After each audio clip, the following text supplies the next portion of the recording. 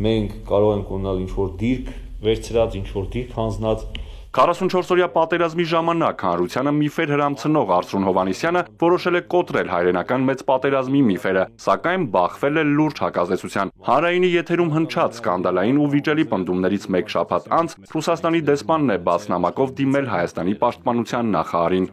Հայ ժողովրդի կողմից հաղթանակի օրվա հանդեպ խոր հարգանքի ֆոնին լայն տարածում են գտել Պաշտպանության նախարարության նախկին պաշտոնական ներկայացուցիչ Արծրուն Հովհաննիսյանի պատմական սուտ եւ սրբապիղծ հայտարարությունները, որոնք այս սուրբ օրը հնչելով երկրի գլխավոր հեռուստաալիքով փաստացի արդարացնում են ֆաշիստական Գերմանիայի ագրեսիան։ Դժվար է նման արարքը գնահատել որպես այլ բան, քան պղծելու փորձ հիշատակը մեր հերոս նախնիների, որոնք կանխեցին ԽՍՀՄ ժողովուրդներին ստրկացնելու եւ ոչնչացնելու Հիտլերի ծրագրերը եւ փրկեցին մարդկությանը շագանակագույն ժանտախտից։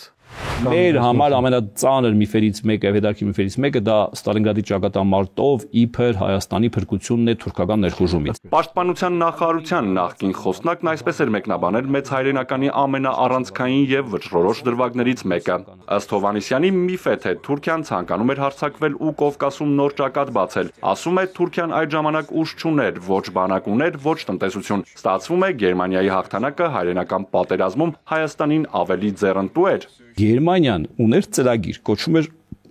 օպերացիա Գերտրուդա օպերացիա, մշակված հստակ ծրագիր էր։ Եվ այդ ծրագիրը ենթադրում էր, որ եթե Գերմանիան Ստալինգրադից հետո իջնի Կովկաս, վերցնի Կովկասը,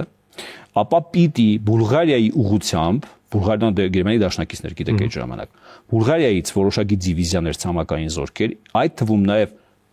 անկախ Հայաստանից արդեն ԽՍՀՄ-ից անկախացած Հայաստանից,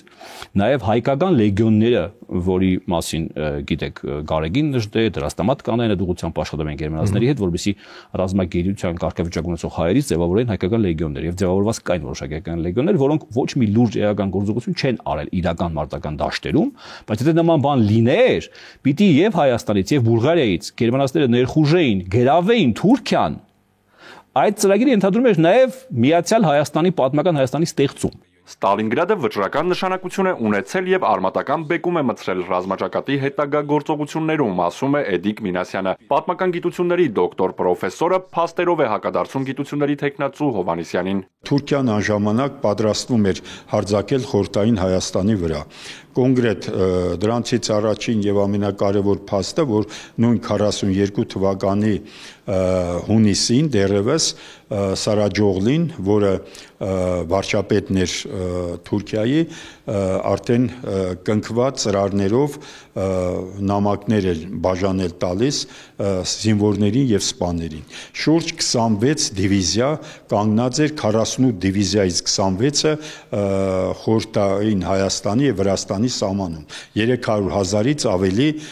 զորք։ Պահպանվել է նաև Անկարայում Գերմանիայի դեսպանի 1942 թվականի մայիսի 3-ի նամակը։ Դեսպանն իր ԱԳՆ-ին նամակ էր գրել, նշելով, որ հանդիպել է Թուրքիայի գլխավոր շտաբի պետ մարշալ Չակմակի հետ։ Բարձրաստիճան զինվորականը պնդել էր Հայաստան ներխուժելու մտադրությունը եւ խնդրել թուրք բարձրաստիճան սպաներին գործ ուղղել Գերմանիա վերապատրաստվելու։ Նամակում գրված էր նաև պատրաստ եղեք պատերազմի։ Մեր նշանավոր մարշալ Բաղրամյանն է գրում, որ Թուրքիան չնայած բարեկամության եւ չեզոքության պայմանագրին անպայման նախապատրաստում էր հարձակում Հայաստանի, կոնկրետ Անդրկովկաս ներխուժել եւ զավթել նաեւ Բաքվի նավթը։ Այդ թվում բնական է, որ օկուպացիա էր ենթարկելու այս տարածքը։ Երկրորդ աշխարհամարտի տարիներին Թուրքիայի մեծանում է պանթուրքիստական շարժումը, որը բավական մեծ հովանավորություն էր Գերմանիայի կողմից եւ մեծ թվով արտերկում գտնվող պանթուրքիստներ վերադարձան հայրենիք եւ միաժամանակ հայտնվեցին կառավարության հովանավորության տակ, հատկապես վարչապետ Շուքրու Սարաջողլուին, որը եւս այդ հայացքների կիսողն էր։ Պանթուրքիստները արդեն 1941 թվականից սկսեցին հրատարակել Բոսկուրտ թերթը եւ այնտեղ թերթում մի քարտեզ հրապարակեցին, որում